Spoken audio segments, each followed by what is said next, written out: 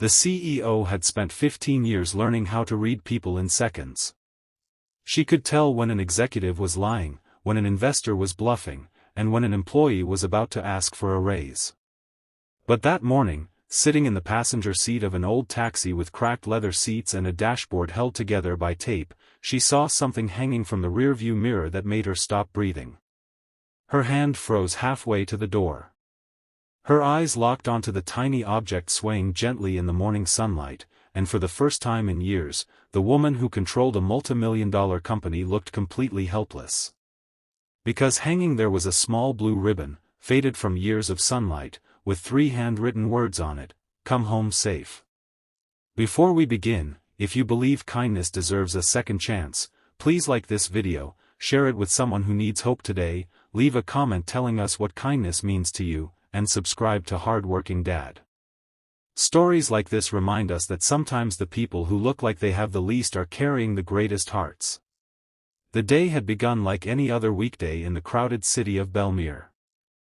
The streets were already alive beneath the bright morning sun, with buses pushing through traffic, street vendors arranging fruit beneath colorful umbrellas, office workers rushing toward glass towers, and children walking beside parents who were already calculating how many hours remained until they could see them again. Behind the tinted windows of a black executive car, a woman named Marlo Vey sat staring at her phone. At 39, Marlo was the CEO of a rapidly growing technology company, and her schedule was planned down to the minute. She had a board meeting at 9, an investor presentation at 11, lunch with a potential partner at 1, and a flight that evening. But at 8:07 that morning, everything went wrong. Her driver called to say his car had broken down several miles away. The company car sent as a replacement got trapped behind an accident. Then her assistant called with another problem. The board meeting could not be delayed.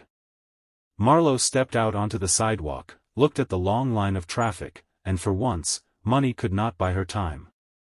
She began walking quickly toward the main road, heels clicking against the pavement, when an old silver taxi pulled up beside her. The driver lowered his window and politely asked if she needed a ride. Marlo almost refused. The vehicle looked old, worn, and far too ordinary for someone like her. But she checked her watch and saw that she had less than 40 minutes. She opened the back door, stepped inside, and immediately noticed the driver's tired face in the mirror. His name was Soren Hale. He was 36, dressed in a clean but faded shirt, and his hands showed the roughness of someone who worked more hours than his body wanted to give. He apologized for the condition of the car and explained that he had been working since early morning. Marlo simply gave him the address of her company's headquarters and leaned back. Soren pulled into traffic. For several minutes, neither spoke. Marlo answered emails while Soren carefully navigated through the bright morning congestion. Then she noticed a child's lunchbox sitting on the passenger side floor. It was scratched, covered with tiny stars, and had a name written across the top in purple marker: Niko. Marlo looked at the driver's mirror again. Soren noticed. His expression softened. He explained that Niko was his 9-year-old son. Soren was a single father. Every morning, he prepared his son's breakfast, packed his lunch, walked him to school, and then drove until late afternoon before rushing home to make dinner. His wife had died 3 years earlier after a sudden illness, leaving Soren to raise Niko alone. Marlo listened without saying much. She had heard stories like that before. Stories of hardship, struggle, sacrifice. Usually, they disappeared from her mind as quickly as they had arrived. But there was something different in Soren's voice. He wasn't asking for sympathy. He wasn't complaining. He spoke about his son with quiet pride, as though raising him was not a burden but the greatest responsibility he had ever been given. Then Marlo saw the blue ribbon. It hung from the rearview mirror, moving gently every time the taxi turned. She leaned forward. "What's that?" Soren's hands tightened slightly around the steering wheel. He glanced at the ribbon. For a moment, his face changed. "That belonged to my wife," he said quietly. Marlowe expected him to explain more, but he didn't. The ribbon had once been bright blue. Now it was faded almost gray. 3 words were written on it in a woman's handwriting. "Come home safe." Soren explained that his wife had tied it to the mirror on the last morning they had spent together as a family. She had laughed because Soren thought it was silly. She told him that sometimes people needed small reminders of what mattered most. She never came home that evening. The car suddenly felt much quieter. Marlowe looked away, uncomfortable with the ache forming in her chest. She had spent years building walls around herself. She had learned to treat emotion like a weakness, especially in business. But something about those 3 words reached a place she had kept locked for a very long time. "Does your son know what it means?" she asked. Soren smiled faintly. "He does. Every morning before school, he touches the ribbon and tells me to come home safe." Marlowe looked down at her phone. There were 17 unread messages. One was from her father. She hadn't spoken to him in almost 2 years. She ignored the message and turned toward the window. The taxi continued through the city. But just before they reached Marlowe's building, a sudden motorcycle accident brought traffic to a stop. Soren sighed, checked the clock, and tried another route. Marlowe's anxiety rose. She had never been late for a board meeting. Then she noticed something else. Soren's phone was cracked. A photo appeared briefly on the screen when it lit up. A little boy stood beside a cake, grinning with missing front teeth. Soren quickly silenced the phone. "Everything okay?" Marlowe asked. He nodded. "School called. Niko has a parent event today." Marlowe glanced at the time. "What time?" "Noon." "You're going?" Soren smiled. "I promised. But you work all day." "I know. You could lose money." "I could." He looked at the blue ribbon. "But my son only gets one childhood." Those words stayed with Marlowe. They arrived at her company's headquarters with only 3 minutes to spare. Marlowe reached for her wallet. Soren told her the fare. She handed him a large bill. He immediately shook his head and tried to return it. Marlowe asked why. He said because she had not ridden far enough to justify it. She stared at him. He didn't know she was the CEO of the building standing behind him. He didn't know that the amount of money in his hand meant almost nothing to her. Yet he refused to take more than he had earned. Marlowe stepped out of the taxi. Then she turned back. "What's your son's name?" "Niko." "Tell Niko his father kept his promise." Soren smiled. Marlowe walked into the building. But she never made it to the boardroom. Her assistant found her standing alone near the elevator, staring at the message from her father. She finally opened it. It contained only one sentence. "I don't need your money, Marlowe. I just wish you would come home." She read it twice. Then a third time. Something inside her broke. The board meeting started without her.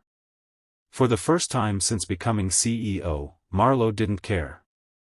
She walked outside. She found herself looking down the street, hoping to see the old silver taxi. It was gone. She asked her assistant to find the driver. Not because she wanted to reward him. Because she needed to understand why 3 simple words had affected her more than any business deal ever had. The company eventually found Soren through the taxi registration. They discovered that he lived in a small apartment across town and had been struggling to pay his rent. His taxi needed repairs. His son's school fees were overdue. He had recently been rejected for several jobs because he couldn't commit to traditional working hours. Marlowe could have written him a check. Instead, she did something unexpected. She went to see him. That afternoon, sunlight poured across a modest neighborhood filled with children riding bicycles and elderly people sitting outside their homes. Marlowe stepped out of a company car wearing an expensive suit, completely out of place among the small houses. Soren opened the door and froze when he saw her. Behind him stood Niko. The boy looked suspiciously at the stranger. Marlowe smiled. She told Soren she wanted to offer him a job. Not as a driver. As a logistics coordinator for her company. The position had flexible hours, health insurance, and enough salary to give him stability without forcing him to choose between work and his son. Soren stared at her. He asked why. Marlowe looked at the blue ribbon in her memory. Then she told him the truth. Because he had reminded her that a person could have every achievement in the world and still be poor if they had forgotten who was waiting for them at home. Soren didn't answer. He simply looked down. His shoulders began to shake. He had spent 3 years being strong because someone had to be. That afternoon, for the first time, he allowed himself to cry. Niko wrapped his arms around his father. Marlowe stood quietly nearby. And something inside her changed too. She went home that evening. Not to her luxury apartment. To her father's small house on the edge of the city. He opened the door and looked at her with disbelief. Marlowe didn't explain. She simply hugged him. Her father held her tightly. Neither of them said anything for a long time. Months passed. Soren's life slowly changed. His new job gave him stability. Niko stayed in the same school. Soren still kept the blue ribbon hanging in his car, but now it had a new meaning. Marlowe and Soren never became some unrealistic fairy tale couple. They became something better, two people who had been reminded that life was not measured only by success, money, or titles. Sometimes Marlowe would visit Soren's family for lunch. Sometimes Niko would proudly show her his school projects.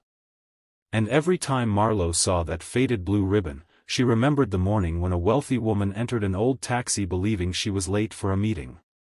She had no idea she was actually late for something much more important. Her own life.